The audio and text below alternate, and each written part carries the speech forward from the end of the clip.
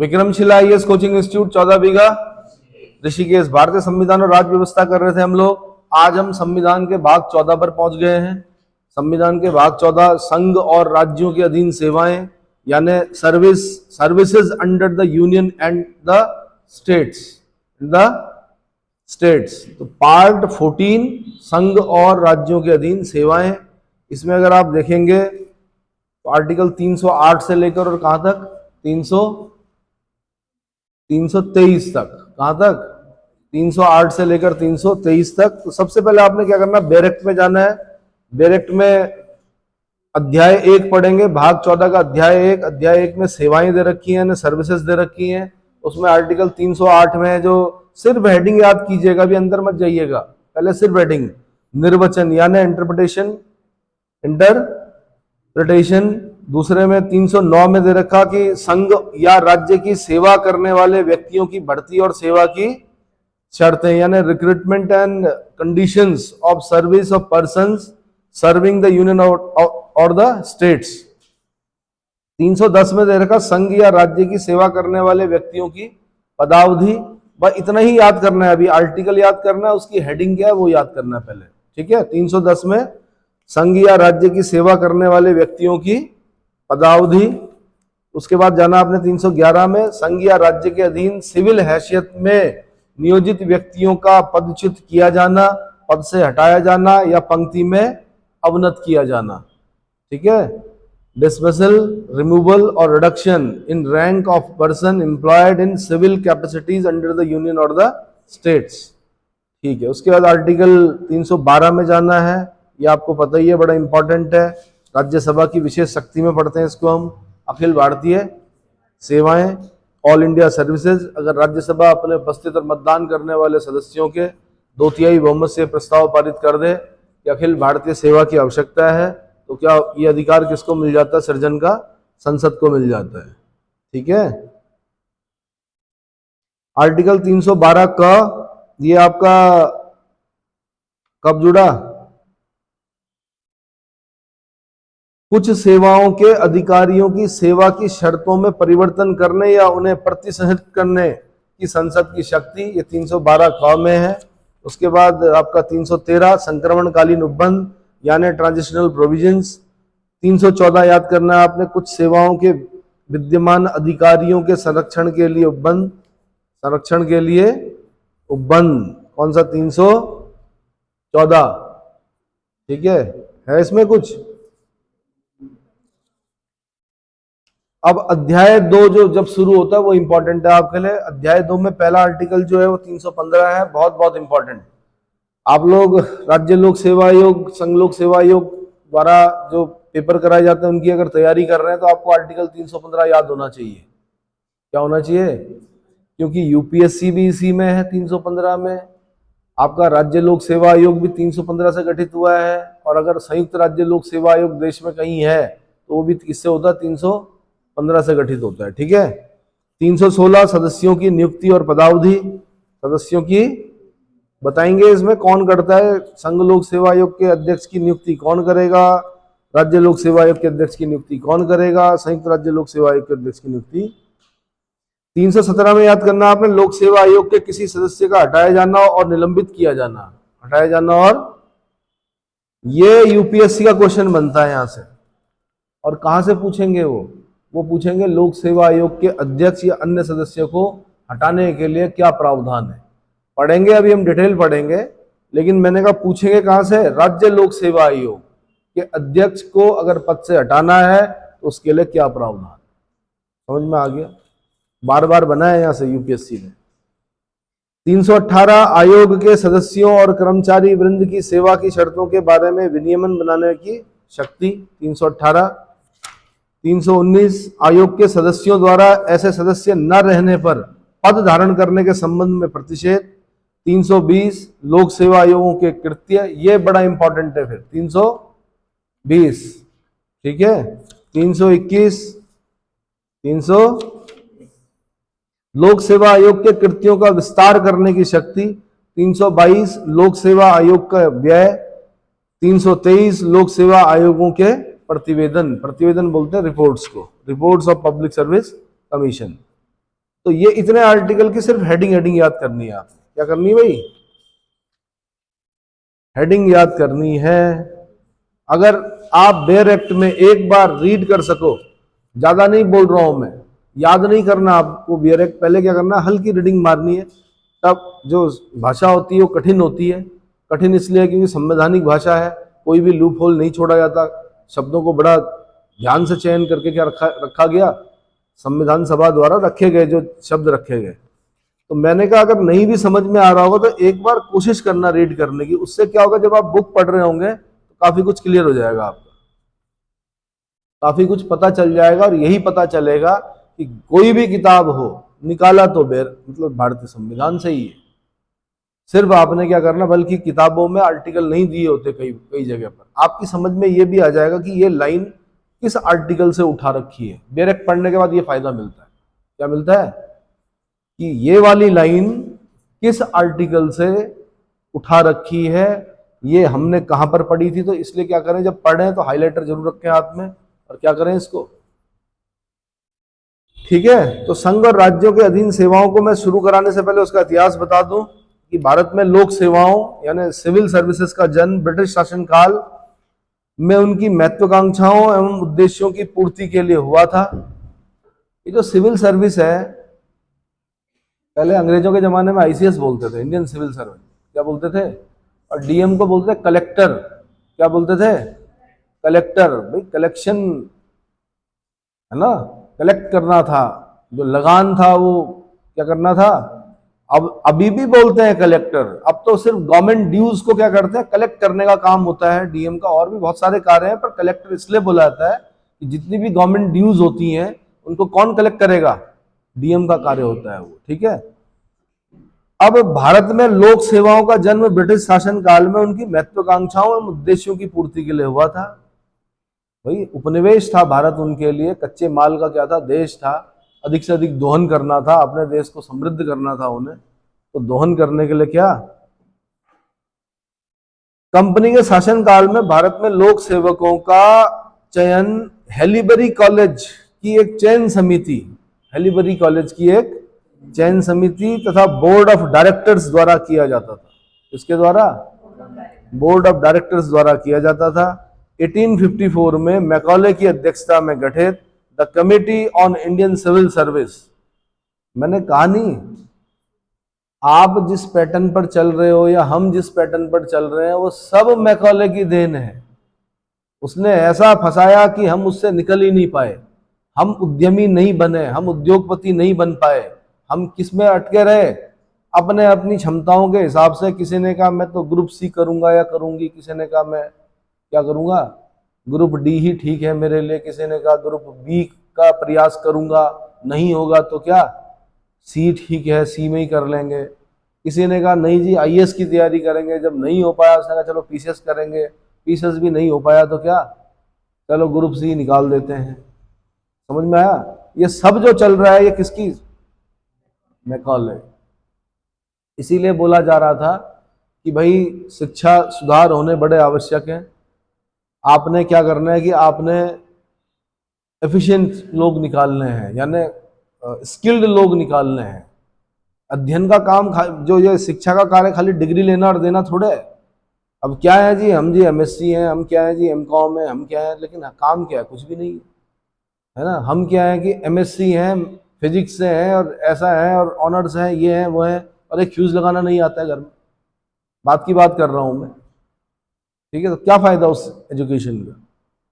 या आपसे अगर बोला जाता है कि आप क्या कीजिए, उद्योग लगाइए, तो नहीं जी, नहीं लगा सकते, ठीक। और नहीं आपको कोई लोन देने वाला आपकी इन डिग्रियों पर। विशेष डिग्रियां हैं तो शायद मिल जाए। तो हेलीबरी कॉलेज की एक चयन समिति था, बोर्ड ऑफ डायरेक्टर, ये बता दिया मैंने। 1854 में मैकॉले की अध्यक्षता में गठित the committee on Indian civil service ने लोक सेवकों की नियुक्ति प्रतियोगी परीक्षाओं के आधार पर कराने का सुझाव दिया। यही है आपका दुश्मन, कौन, मैकॉले। पहले अच्छा खासा हेलीबरी कॉलेज की एक चयन समिति करती थी, बोर्ड ऑफ डायरेक्टर्स करते थे, ठीक था। जो बड़े रॉयल लोग थे उनका चयन होता था, वो लोग बनते थे, है ना। तो ठीक था, पता चल जाए ना हमें पहले ही कि क्या है भाई। जो चयन उन्हीं लोगों का होना है जो ऊपर के, जो क्या है, जो उन स्कूलों से पढ़े हुए हैं जो कि सबसे अच्छे स्कूल हैं देश के, उस सब वहां के, ब्रिटेन के। तो ठीक है, 1854 में मैकॉले ने बोल दिया भाई प्रतियोगी परीक्षाएं होंगी, तब से लेके आप आज तक आप परीक्षाएं, क्या तब से लेके मतलब देश, आप नहीं, आप तो अभी बड़े हो रहे हो। इनके अनुसरण में भारतीय सिविल सेवा की पहली प्रतियोगी परीक्षा 16 जुलाई 1855 को लंदन में आयोजित की गई। कब? 16 जुलाई 1855 को लंदन में आयोजित की गई। मैकॉले ने प्रतियोगिता के लिए आयु सीमा 18 से 23 वर्ष नियत किया था, और ये ठीक था भाई। ये जो धीरे धीरे धीरे बड़ा बड़ा कर क्या कर दिया, 32 साल, और फिर कई जगह पर छूट 5 साल की, फिर 37 साल, और फिर कई जगह पर क्या, ऐसे करते करते ट्रैप में फंसा रहता है आदमी, किसमें, तैयारी में। सीधी सी बात है, ये रिकमेंडेशन दी भी गई थी कि यूपीएससी की एज को क्या किया जाए, धीरे धीरे कम किया जाए। क्या किया जाए? बहुत लंबे समय तक तैयारी में रहकर ठीक नहीं है। आप कोर्स को हल्का कीजिए, थोड़ा उम्र को कम कीजिए, ट्रेनिंग को लंबा कीजिए। जैसे नेशनल डिफेंस एकेडमी से सबसे अच्छा अधिकारी निकलता है देश का, क्या निकलता है? क्योंकि उसकी ग्रेजुएशन खड़गवासला जेएनयू के माध्यम से करवाई जाती है। आप वैसा ही कीजिए, इंटर के बाद एक टाइम दीजिए, कुछ मौके दीजिए, सिविल सेवा की तैयारी करवाइए, ठीक है, उसका ट्रेन कीजिए, पब्लिक एडमिनिस्ट्रेशन पढ़ाइए उन्हें अच्छा, ठीक है, तो अच्छे अधिकारी और अच्छे अधिकारी मिल सकते हैं। तो ऐसा रिकमेंडेशन दी गई थी, लेकिन उसको माना नहीं गया, ठीक है। एस्पिरेंट्स तो ये भी चाहते हैं कि अभी 32 से 34 हो जाए उम्र, कितनी हो जाए, 4-6, पहले हमारे समय में 4 चांस था, आपके समय में 6 चांस है। कुछ लोग तो चाह रहे होंगे कि 8 हो, अनलिमिटेड हो जाए, है ना, ताकि क्या, भ्रम में रखा जाए कि क्या कर रहे हो, तैयारी कर रहे हैं, क्या कर रहे हो, तैयारी कर रहे हैं। तैयारी कर रहे हैं तो भाई ज्यादा लंबा समय नहीं, कितना, कितना मैक्सिमम 3 इयर्स, पता चल जाता है। 2 साल, 2 साल में ही पता चल जाएगा वैसे कि आप कर पा रहे हो कि नहीं कर पा रहे हो, ठीक है भाई।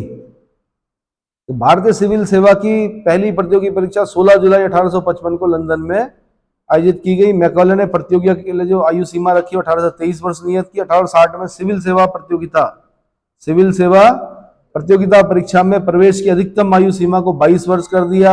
1865 में से 21 वर्ष कर दिया गया। 1866 में न्यूनतम आयु सीमा को भी 18 वर्ष से घटाकर 17 वर्ष कर दिया गया। भारत में सिविल सर्विस में प्रवेश की आयु घटाने के विरोध में एक प्रबल आंदोलन सर सुरेंद्रनाथ बनर्जी द्वारा किया गया। मैंने बताया भी था आपको, बड़े इंटेलेक्चुअल व्यक्ति थे सुरेंद्रनाथ बनर्जी, पूरे देश में घूम घूम कर बताया इन्होंने कि ये लोग कम करना चाह रहे हैं क्योंकि ताकि हमारे बच्चे सिविल सर्वेंट ना बन सके, क्या ना बन सके। और कांग्रेस की प्रारंभिक मांगों में भी सिविल सर्विस की आयु को बढ़ाने को लेकर क्या की गई थी, मांग रखी गई थी, ठीक। तो ये सिविल सर्विस जो है ये तब से क्या है भाई, कब से, 1860 नहीं 1855, 1855 से पेपर हो रहे हैं। फिर बाद में तो ये हुआ कि पहले लंदन जाना पड़ता था पेपर देने, फिर बाद में बोला गया भाई भारत और लंदन दोनों जगह आयोजित की जाए, तब जाके क्या होने लगा, भारत में भी होने लगी। अब देश आजाद हो गया तो अब आप देखते होंगे कि राज्य की राजधानियों में होते हैं यूपीएससी के पेपर, कहाँ होते हैं, जबकि प्रदेश के पेपर आप अगर ऋषिकेश में भर रहे हो, मतलब सेंटर भर रहे हो तो आपका ऋषिकेश में पड़ेगा, लेकिन यूपीएससी के जो पेपर होंगे वो कहाँ होंगे, राजधानियों में होंगे, आपके कहाँ होंगे, ठीक है। सन 1886 में वाइसरॉय लॉर्ड डफरिन ने इस मत पर विचार करने के लिए सिविल सेवा परीक्षा की न्यूनतम आयु को बढ़ाया जाए या नहीं तथा परीक्षा भारत और इंग्लैंड में एक साथ ली जाए या नहीं पर विचार करने के निमित्त सर चार्ल्स एचिसन की अध्यक्षता में एचिसन आयोग की नियुक्ति की। एचिसन आयोग से कई बार क्वेश्चन बन चुका है, क्यों बनी थी, ये बताना था इसने कि भाई उम्र को बढ़ाया जाए या नहीं, दूसरा कि परीक्षा भारत और इंग्लैंड में एक साथ ली जाए या नहीं, ठीक है। आयोग ने सिविल सेवा परीक्षाएं एक साथ इंग्लैंड और भारत में लेने का विरोध किया, लेकिन परीक्षा में बैठने की अधिकतम आयु 23 वर्ष करने का सुझाव दिया। कितना? 23 वर्ष, ठीक है। फलस्वरूप 1892 में निम्नतम आयु सीमा 18 वर्ष तथा अधिकतम 23 वर्ष निर्धारित की गई। और शुक्र है अभी नहीं है ऐसा, अभी कितनी है, 21 साल है, 21 से 32 है। अगर 18 वर्ष कर दी जाए ना माना यूपीएससी की एज, तो माता पिता तो क्या बोलते हैं छठी के बाद ही शुरू करा दें कोचिंग, क्या करा दें, इतना नहीं भाई, आराम आराम से 12वीं कर लो पहले, 12वीं के बाद तैयारी की जाती है, इसके बाद 12वीं तक अपना जीवन क्या है। हाँ लेकिन आईआईटी निकालना है तो फिर तो लोग कब से 8वीं से ही लग जा रहे हैं, परिणाम दिख रहे हैं आपको। चलो जी, फिर कहा क्या बोला इन्होंने, 23 वर्ष बोल दी। 1906 में लंबे संघर्ष के बाद सिविल सेवा प्रतियोगी परीक्षा में प्रवेश की आयु न्यूनतम 22 वर्ष तथा अधिकतम 24 वर्ष निश्चित की गई। स्लिंगटन आयोग जिसकी नियुक्ति 1912 में लॉर्ड स्लिंगटन की अध्यक्षता में की गई थी, ने अपनी रिपोर्ट में सिविल सेवा के लिए प्रतियोगी परीक्षा भारत और इंग्लैंड में एक साथ लेने का भी सुझाव दिया। पहला आयोग जो था वो कौन सा था भाई, एचिसन आयोग था, उसने विरोध किया, उसने कहा दोनों जगह नहीं होनी चाहिए एक साथ, हो सकता है उसको लगा हो पेपर लीक हो सकता है ना, 1-2 महीने तो लगते थे पानी के जहाज में उसने। लेकिन जो स्लिंगटन आयोग था उसने कहा कि दोनों जगह एक साथ ली जाए। भारत शासन अधिनियम 1919 जिसे मॉन्टेग्यू चेम्सफोर्ड सुधार के नाम से भी जाना जाता है, में सिविल सेवा परीक्षा एक साथ इंग्लैंड और भारत में लेने का निर्णय लिया गया। साथ ही सिविल सेवा में भारतीयों की संख्या बढ़ाने के लिए सिविल सेवा के उच्च पदों में से 1/3 पदों पर, कितने, 1/3 पदों पर भारतीयों को नियुक्त करने का निर्णय लिया गया। पहली बार सिविल सेवा की परीक्षा एक साथ लंदन और इलाहाबाद में 1922 में आयोजित हुई। कब, तो इलाहाबाद क्यों था पहले केंद्र, इसीलिए था 1922 से इलाहाबाद के लोग जानते हैं कि what is civil service, civil service क्या होती है उसके बारे में 1922 से लोग जानते हैं। 1885 में से 1921 तक सिविल सेवा परीक्षा लंदन में आयोजित होती थी। भारत शासन अधिनियम 1919 के द्वारा सिविल सेवाओं को व्यवस्थित रूप प्रदान किया गया। वे सेवाएं जो भारत की केंद्र सरकार के प्रत्यक्ष नियंत्रण में थी उन्हें केंद्रीय सेवाएं नाम दिया गया। इन सेवाओं की नियुक्ति गवर्नर जनरल द्वारा की जाती थी। इंपीरियल सेवाओं को अखिल भारतीय सेवाओं का नाम दिया गया। इनकी नियुक्ति भारतीय मंत्री करता था। कौन करता था, भारत मंत्री, भारतीय मंत्री नहीं होना चाहिए, भारत मंत्री। कौन, भारत परिषद थी इंग्लैंड में है? इनकी नियुक्ति भारत मंत्री करता था। तीसरी प्रकार की सेवाएं प्रांतीय सेवाएं थी। भारत परिषद थी, इंडिया काउंसिल थी 1858 के एक्ट के बाद, तो उसमें secretary of state for India था, उसी को बोलते थे भारत मंत्री, भारत सचिव, भारत मंत्री, ठीक है। तीसरे प्रकार की सेवाएं प्रांतीय सेवाएं थी जिनका नामकरण उनके अपने अपने प्रांतों के अनुसार किया गया था। अब है ली कमीशन। ली आयोग के सुझाव पर पहली बार लोक सेवा आयोग की स्थापना केंद्रीय लोक सेवा आयोग के रूप में 1926 में की गई। कब की गई, केंद्रीय लोक सेवा आयोग 1926। इसमें एक अध्यक्ष तथा 4 अन्य सदस्य थे। सर रोज बारकर इसके पहले अध्यक्ष थे। भारत सरकार अधिनियम 1935 के तहत इसका नाम बदलकर संघीय लोक सेवा आयोग कर दिया गया, यानी फेडरल पब्लिक सर्विस कमीशन कर दिया गया।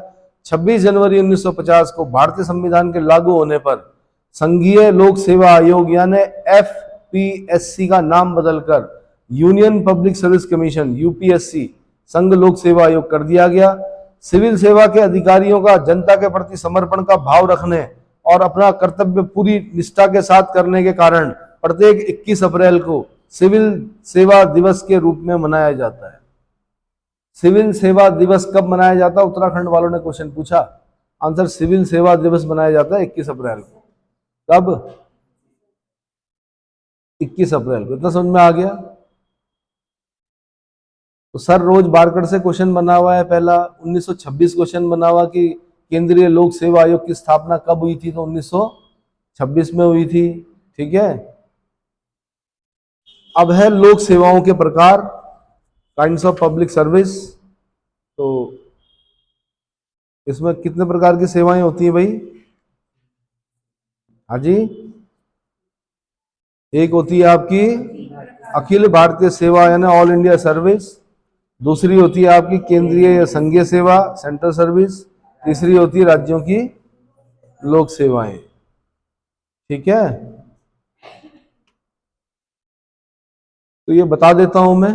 जैसे अखिल भारतीय सेवाएं जो हैं वो कौन कौन सी हैं। आईएएस हो गया, आईएएस अखिल भारतीय सेवा है। आईपीएस अखिल भारतीय सेवा है। भारतीय पुलिस सेवा जो है वो क्या है, अखिल भारतीय सेवा है। और एक होती है भारतीय वन सेवा आईएफएस, वो भी क्या है, अखिल भारतीय सेवा है। अरे डीएफओ साहब होते हैं वन विभाग में, कहाँ से आते हैं, हाँ यूपीएससी का पेपर क्लियर करके आते हैं। और ये भी बता दूं कि अगर आपके सब्जेक्ट साइंस है, फिजिक्स केमिस्ट्री जूलॉजी बॉटनी वानिकी है ना स्टैट, तो आप क्या कर सकते हो कि आईएएस का जब आप फॉर्म भरते हो तो वहीं पर आप आईएफएस का भी क्या करोगे, पेपर एक ही होता है उसका प्री। लेकिन ध्यान रखना कि अगर आपके 100 में से लगभग 50 से 55 के 52 53 के आसपास क्वेश्चन बिल्कुल सही है, बाकी आपने नहीं छेड़े हैं, तो आप आईएएस का मेंस लिखने जा रहे हो। 50, 100 में से 50। दूसरा पेपर क्वालिफाइंग नेचर का होता है। लेकिन अगर आपके 55 पार हैं, 54 55 56 57 पार हैं, तब आप आईएफएस, कौन सा, आईएफओएस बोलना चाहिए इसको। क्या बोलना चाहिए, भारतीय वन सेवा फॉरेस्ट सर्विस।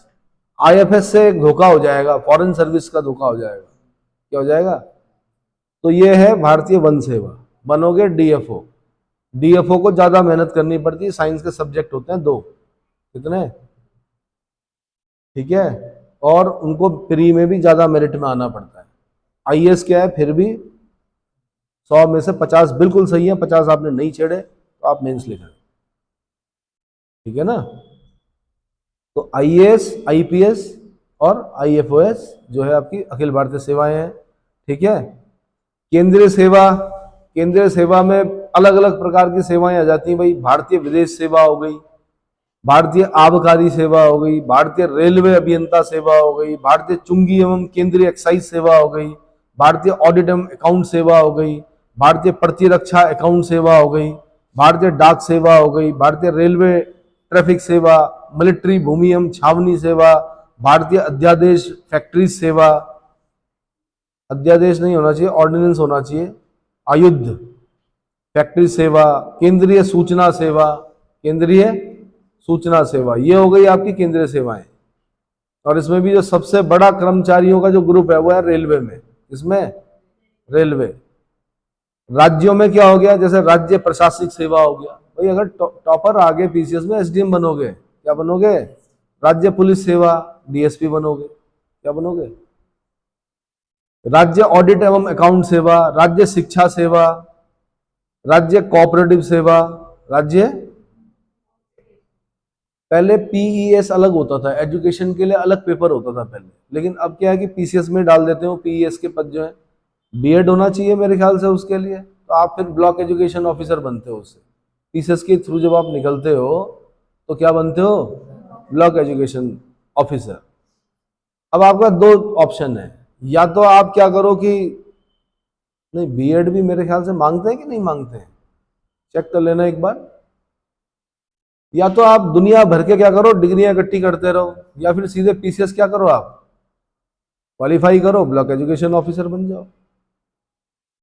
राज्य शिक्षा सेवा, राज्य कोऑपरेटिव सेवा, राज्य नियोजन सेवा, राज्य कारागार सेवा, राज्य वाणिज्य कर सेवा, राज्य वाणिज्य कर सेवा। ठीक है भाई, समय बताओ कितना हुआ। मेरे ख्याल से मैं इसको डिटेल में अगले वाले में बताता हूं, ठीक है।